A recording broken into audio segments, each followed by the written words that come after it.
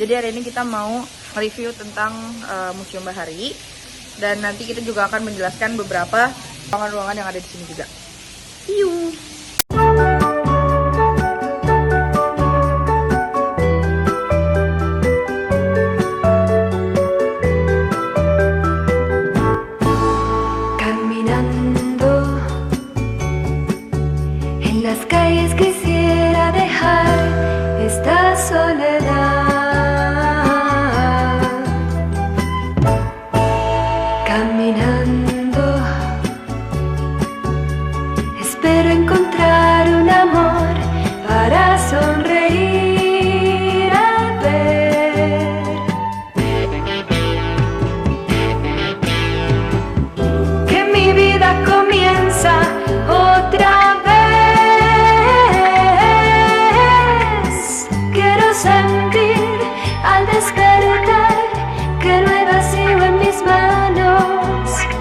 Solo tengo aquellos recuerdos que el tiempo dejó.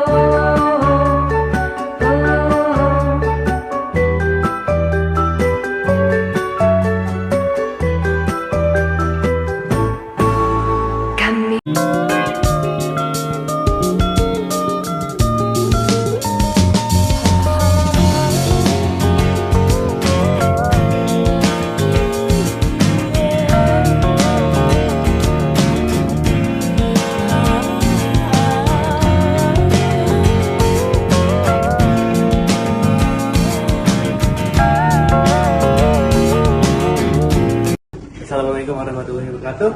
Di sini kami sedang berada di ruang diorama, di mana di sini ada diorama penyebarannya para agama dari beberapa negara sekte di India. Ini Arab, lalu ada Cina, Portugis, di sana ada Jepang. Lalu di ruangan ini ada rempah-rempah Indonesia yang dicari para penjajah-penjajah kita.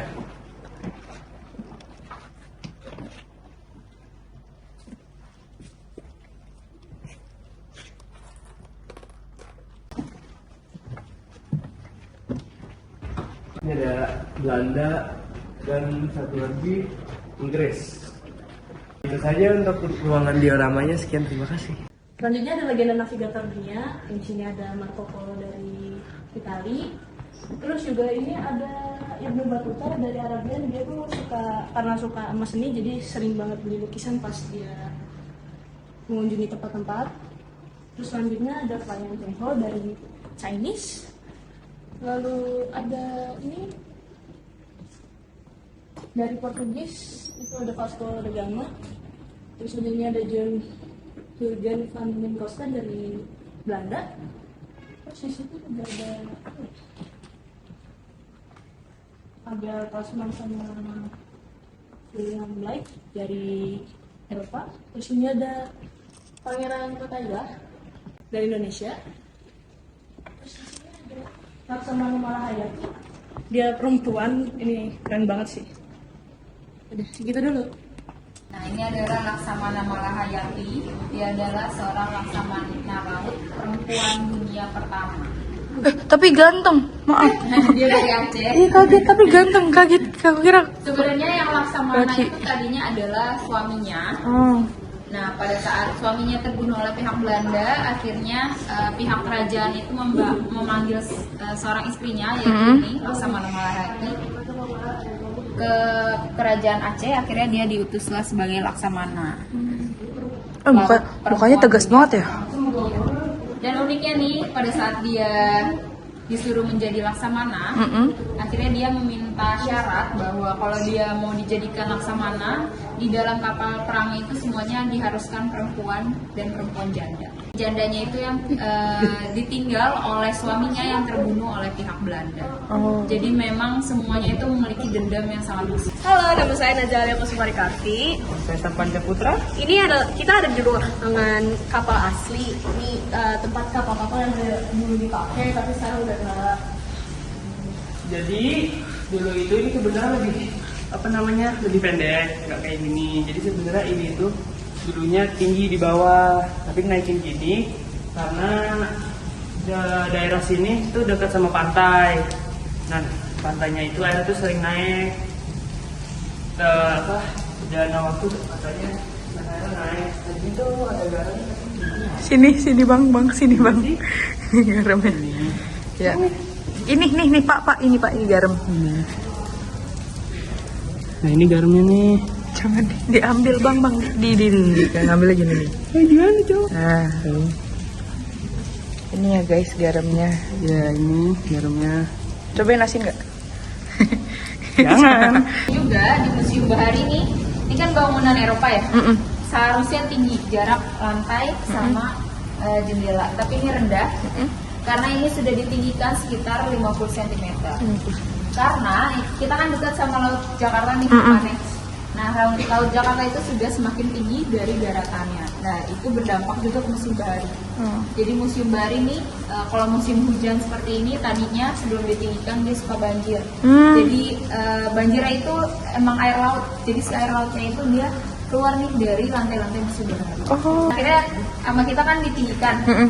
Nah, itu juga akhirnya berdampak nih ke dinding-dinding Museum Bahari. Oh, ini dindingnya masih asli sebenarnya. Asli. Oh, Ini tuh jadi ada garamnya.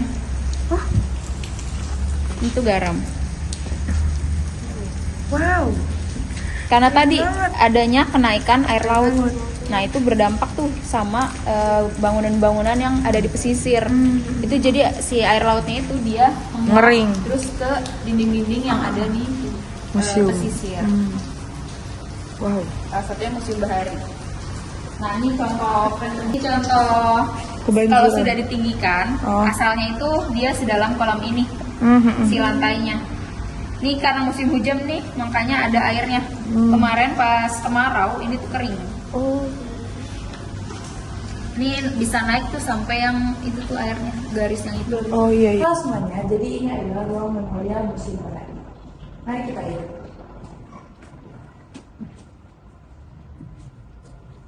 Nah, di dalam sini itu ada beberapa bekas kayu-kayu. Ini adalah kayu-kayu bekas kebakaran Museum Bahari. Terus juga di sini ada beberapa puing-puing kebakaran seperti ini. Ada lantai, ada pintu, sorry.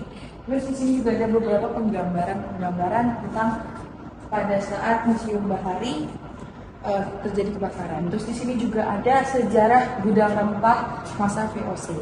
Jadi Museum Bahari ini dulunya adalah tempat penyimpanan rempah-rempah di mana museum ini memiliki 3 lantai. Di lantai yang paling bawah adalah tempat pendistribusian, di lantai 2 adalah tempat pemakaman, dan yang di lantai teratas adalah tempat pengumpulan barangnya. Jadi itu adalah kayak tempat membersihkan lah. Terus ini ada arsitektur bangunan. Di sini masih juga ada puing-puing. Mungkin yang suka foto bisa. Hai. Terus di sini juga ada pencegahan kebakaran. Dan di sini juga masih ada foto-foto, ada penggambaran patung pemadam kebakaran juga. Ada beberapa berita-berita pada saat Museum Bahari ini terjadi kebakaran. Selanjutnya di sini juga masih ada penggambaran, ada ruang pameran juga, dan di ujung sini. Nah, sebelumnya kita lihat di sini dulu. Ini adalah puing kayu yang lumayan besar, dan ini tuh menjadi salah satu barang yang masih bisa dijadikan sebagai contoh gitu, bahwa museum ini dulu pernah terjadi kebakaran. Selanjutnya di sini adalah angkur. Angkur ini digunakan sebagai salah satu alat pendeteksi gempa. Nah, jadi untuk menahan goyangan, karena kan ini Museum Bahari ini terhitungnya bangunan tua, dan kebanyakan arsitektur bangunan ini adalah kayu. Jadi dibuatlah angkur untuk mendeteksi goyangan gempa. Di sini juga masih ada beberapa besi-besi hasil kebakaran. Dan selain itu juga masih banyak ruangan lainnya. Sekian semuanya, terima kasih. Dia ini dari satu batang pohon. Pohonnya itu kayu meranti. Dia setelah dibentuk seperti ini, nantinya tengahnya itu dia diisi air. Lalu di bawahnya itu dia dibakar tapi tidak terkena apinya, hanya uap panasnya aja. Itu selama 7 hari 7 malam. Tapi nanti diputar itu 7 hari 7 malam. Nantinya dia akan mekar sebesar yang ujung. Ini meriam kecil disebutnya Laila. Jadi kalau suka main ML nih, ada nih Laila. Nah ini ternyata di yang ML tuh ternyata juga mengajarkan sedikit sejarah, tapi itu dalam bahasa Melayu. Karena Laila itu bahasa Melayu dari meriam kecil. Jadi ini tuh hanya ada di kapal-kapal biasanya yang kecil ini. Dan ini ada 2 jenis. Yang ukiran ini dia buatan Nusantara, dan sementara yang Fionti ini dia buatan Belanda. Ini ada hurufnya, di atasnya itu ada huruf A itu. A itu artinya dibuat di kota Amsterdam. Dan H itu dibuat di kota Hoek. Dan Z itu di kota Zeeland. Oh, Zealand. Ya. Nah, selain harganya mahal juga fungsinya banyak. Dia sebagai obat tradisional, terus sebagai bumbu dapur, karena kan masakan mereka itu bukan kayak buat penghangat gitu kan, karena ada salju gitu. Terus juga pengawet dia, ya? Iya, selain itu juga dia dijadikan sebagai ramuan untuk membuat parfum. Oh, Karena dimana kalau di Eropa itu kan ada kebudayaan mereka itu jarang mandi karena adanya musim salju kayak gitu kan.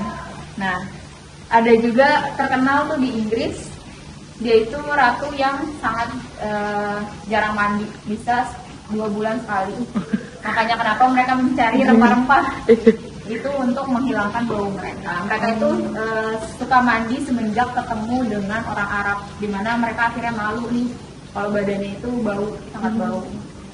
Kayak gitu. Akhirnya mereka mencari rempah-rempah untuk ramuan parfum mereka, dan akhirnya mereka kebudayaan mereka akhirnya menjadi suka mandi. Nah ini yang Majapahit, itu ada ukirannya tuh yang di Candi Borobudur.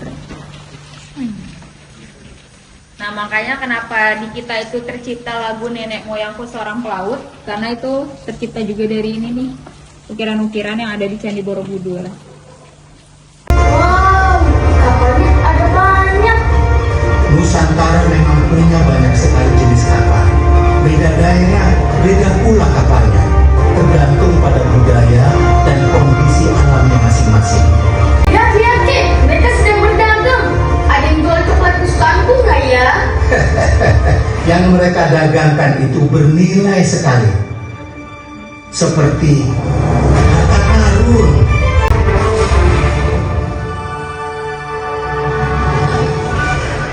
Wow, ya kirain harta karunnya emas permata. Kok begini ya? Apa ini, Kek? Ini namanya rempah-rempah. Ada lada, pala, cengkeh, dan lain-lain. Rempah-rempah ini sangat berharga, Lu Arum. Zaman dulu mungkin sama berharganya dengan emas.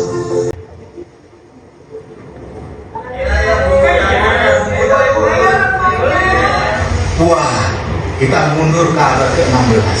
Ini pertempuran antara tentara Fatahillah dengan tentara Belanda untuk merebut Sunda Kelapa. Sunda Kelapa itu nama daerah yang berhasil direbut oleh Fatahillah dan kemudian diganti namanya jadi Jayakarta. Lama-lama jadi Jakarta. Gudang yang di kiri itu untuk mengumpulkan rempah-rempah dari seluruh penjuru Nusantara sebelum dibawa ke negeri Belanda dan diperdagangkan di Eropa. Gudang yang di kanan itu untuk perbekalan kapal dalam perjalanan panjang mereka mengarungi samudra. Kek, yang kakek ceritakan tadi beneran terjadi semua nggak sih? Jangan-jangan itu karangan kakek doang. Loh, kalau kamu nggak percaya, ayo ikut kakek. Asik! Pagar tembok panjang ini hanya sebagian kecil dari ruas benteng yang ada zaman dulu. Ini masih asli loh, dibangun pada abad ke-17.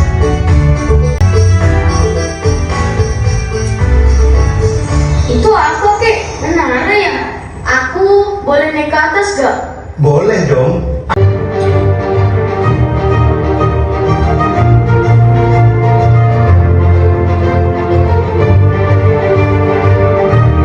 Ada reruntuhan tua.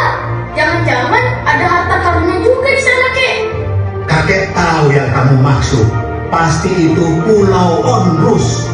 Benteng, air, harta, arah, reparasi, internasional. Aha, aku tahu kata ajaibnya. Kata itu adalah bahari. Sekian perjalanan kami di Museum Bahari. Terima kasih.